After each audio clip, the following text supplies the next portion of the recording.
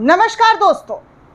उत्तर प्रदेश में जो हाल इस वक्त है वो हाल इससे पहले इन 7-8 सालों में आपने नहीं देखा होगा। जिस तरीके का हाल उत्तर प्रदेश में देखने और सुनने को मिल रहा है। भारतीय जनता पार्टी करीब 6-7 साल से यहाँ पर उत्तर प्रदेश की अगर मैं बात करूँ तो सत्ता में है, शासन में है। योगी आदित्यनाथ वहाँ पर मुख्यमंत्री हैं, लेकिन लगातार जो खबरें आ रही हैं, जो अटकलें आ रही हैं, उससे साफ हो रहा है कि योगी आदित्यनाथ की सत्ता बहुत जल्द उनसे छीनी जा सकती है, क्योंकि अब उनसे भी बड़े नेता को, योगी से भी बड़ा विकल्प उत्तर प्रदेश में ढूंढ लिया गया है।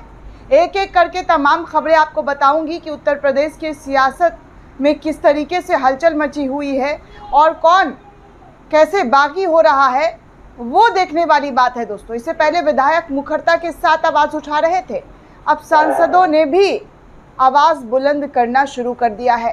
सांसदों के भी बगावती तेवर अब शुरू हो चुके हैं।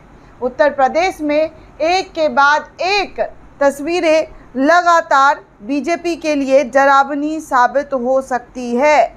मैं आपको वो तमाम खबरें दिखा दूं दोस्तों, एक एक करके, कि कैसे भारतीय जनता पार्टी जो है वो इस वक्त बुरी तरीके से दुविधा में फंसी हुई है। ना आगे जा सकती है और ना ही पीछे, क्योंकि आगे कुआं और पीछे खाई वाली स्थिति भाजपाइयों के लिए हो गई है। सबसे पहले मैं आपको ये आर्टिकल दिखाना चाहूँगी। इस आर्टिकल में क्या लिखा है और कैसे उत्तर प्रदेश की राजनीति में बड़े बदलाव आने की बातें कही जा रही है। सत्य हिंदी के हवाले से खबर आ रही है दोस्तों कि खराब प्रदर्शन के बाद यूपी में घमासान, योगी पर हमले तेज हो गए हैं। सहयोगी दल भी मुखर्ता के साथ अब आवाज़ बुलंद करते हुए नजर आ रहे हैं। लोकसभा चुनाव में शर्मनाक हार के बाद दोस्तों आप सभी जानते हैं कि उत्तर प्रदेश में योगी आदित्यनाथ की जो वाहवाही पहले हुआ करती थी, अब वो वाहवाही मज़े लेने के लिए हुआ करती है, क्योंकि उत्तर प्रदेश में भारतीय जनता पार्टी के भीतर मुख्यमंत्री योगी विरोधियों के हमले और ज़्यादा तेज़ हो चुके हैं। बीते कई सालों से नेतृत्व परिवर्तन की आस लगाए बैठे थे भाजपा के धड़े को ये सुनहरा मौका की तरह अब दिखने लगा है और वो मत चूको चौहान की तर्ज पर चौतरफा वार की मुद्रा में दिखाई दे रहे हैं। हालांकि योगी खेमे की ओर से इसका भरपूर मुकाबला भी किया जा रहा है और लोकसभा चुनाव में हार का ठीकरा केंद्रीय नेतृत्व पर फोड़ा जा रहा है। हाल ही में संपन्न हुई भाजपा के प्रदेश कार्य समिति की बैठक से पहले और उस दौरान दो धड़ों में जो है एक दूसरे पर हमले तेज होते हुए दिखाई दिएगा। योगी विरोधी खेमे को मजबूती प्रदेश में सहयोगी दलों से भी मिल रही है, जो योगी पर वार का कोई मौका नहीं छोड़ते हैं। उत्तर प्रदेश में लोकसभा चुनाव में भाजपा ने इस बार 33 सीटें लाई थी, पिछली बार 63 सीटें थी।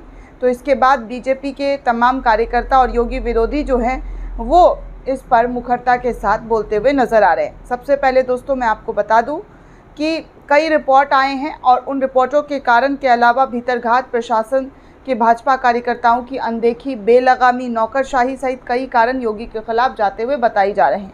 हालांकि प्रत्याशियों के चयन रणनीति में कमजोरी बताया ये भी एक मुद्दा गया है कि उत्तर प्रदेश में प्रत्याशियों का जो चयन किया गया, चुनाव की जो उनको चुना गया, वो बहुत एक माइनस था बीजेपी के लिए। रिपोर्ट आ जाने के बाद भी उत्तर प्रदेश में किसी ने हार की अभी तक जिम्मेदारी नहीं ली है। जैसा कि मैंने कहा कि महाराष्ट्र में हार की जिम्मेदारी देवेंद्र फडणवीस ने फटाक से ले लिया, क्योंकि वो मुख्यमंत्री थे नहीं, मतलब वैसे तो शिंदे मुख्यमंत्री हैं, लेकिन वो उप मुख्यमंत्री के तौर पर भाजपा का नेतृत्व कर रहे थे। तो उन्होंने साफ तौर पर कहा कि मुझे इस्तीफ़ा दे देना चाहिए, क्योंकि मेरे नेतृत्व में ये भाजपा की हार हुई है। लेकिन योगी आदित्यनाथ के साथ ऐसा नहीं हुआ।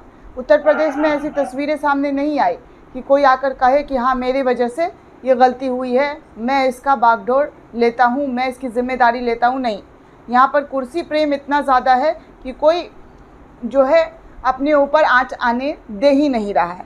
अब कहा जा रहा है दोस्तों कि प्रदेश अध्यक्ष भूपेंद्र चौधरी, प्रदेश प्रभारी धर्मपाल से लेकर सभी आला अधिकारी सहित मुख्यमंत्री अपनी जगह काम कर रहे हैं और हार का ठीकरा दूसरों के सर पर फोड़ने का कवायद जो है वो जारी है। 7 साल से भी ज़्यादा समय से पहले योगी आदित्यनाथ उत्तर प्रदेश के मुख्यमंत्री बन गए, तो उसमें भी बड़ा हाथ अमित शाह का माना जा रहा था। हालांकि कुछ ही दिनों बाद दोनों के रिश्ते सहज नहीं रह गए हैं, ये भी बताया जा रहा है। इस मौके पर भी जब ये टकराव अपने आप में चरम पर आ रही है तो कई बड़े सवाल उठने शुरू हो गए हैं कि देखिए उत्तर प्रदेश में किस तरीके से टकराव अब शाह के साथ योगी आदित्यनाथ की हो चुकी है। वहीं दूसरी बात ये है दोस्तों कि यूपी उपचुनाव को लेकर भी बीजेपी उत्तर प्रदेश में अब एक्टिव होती हुई नज़र आ रही है, क्योंकि उत्तर प्रदेश के कई सीटों पर उपचुनाव होने वाले हैं और इसको लेकर योगी आदित्यनाथ जो है आज इस पर बैठक भी करेंगे ताकि जो अहम सीटें हैं उस पर बीजेपी की शर्मनाक हार ना हो। इस वजह से योगी आदित्यनाथ आज बैठक करते हुए मंत्रियों के साथ नज़र आएंगे। ये खबर भी अहम मानी है दोस्तों। साथ ही अब आपको मैं एबीपी न्यूज़ का जो खबर है उसको बता दूं। एबीपी न्यूज़ के हवाले से खबर आ रही है कि यूपी में विधायकों के बाद अब सांसद बागी हो चुके हैं। बीजेपी के सांसदों का जो बगावती सुर है वो अब इख्तियार कर लिया गया है। वहीं दूसरी ओर केशव प्रसाद मौर्य दिल्ली में घूम रहे हैं। अभी परसों ही जेपी नड्डा से मिले थे, आज फिर नड्डा से मिलने पहुंच गए हैं।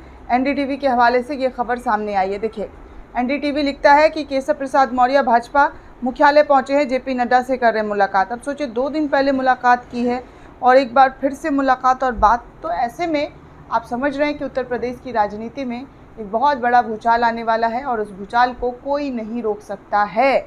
ऐसी कयास, ऐसी खबरें सूत्रों के हवाले से निकलकर सामने आ रही है। दोस्तों इस पूरे रिपोर्ट को लेकर आप क्या सोचते हैं, आपकी क्या प्रतिक्रिया, हमें कमेंट करके ज़रूर बताइएगा। साथ ही साथ चैनल को ज़्यादा से ज़्यादा लाइक, शेयर और सब्सक्राइब करना बिल्कुल भी ना भूलें।